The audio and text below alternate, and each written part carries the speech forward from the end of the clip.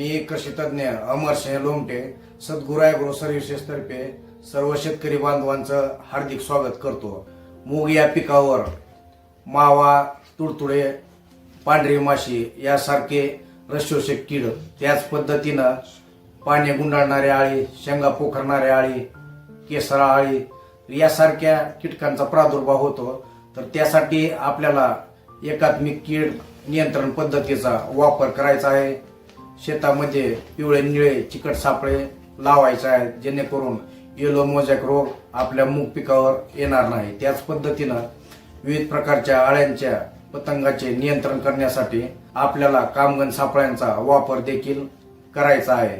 त्याच पद्धतीनं सापळा पीक पद्धतीचा वापर देखील आपण करू शकतो। शेतकरी मित्रांनो, टोकन पद्धतीनं मूग पिकाची लागवड करून विक्रमी उत्पादन घेण्यासाठी आजच सद्गुरू ॲग्रो सर्व्हिसेस यांच्याशी संपर्क साधायचा आहे। आज व्हिडिओ आवडला असेल तर व्हिडिओला लाईक करा। त्याच पद्धतीनं असेच नवीन नवीन पिकांची माहितीचे व्हिडिओ पाहण्यासाठी चॅनलला सबस्क्राईब करा। त्याच पद्धतीनं इतर कोणत्या पिकाची आपल्याला टोकन पद्धतीनं लागवड करून विक्रमी उत्पादन घ्यायचे आहे हे देखील मला कमेंटमध्ये सांगा, जेणेकरून त्या पिकाची टोकन पद्धतीने कशा पद्धतीने लागवड करायची याबद्दल देखील आम्ही त्या पिकावर व्हिडिओ बनवू। लवकरच भेटूया पुढच्या व्हिडिओ सोबत। धन्यवाद।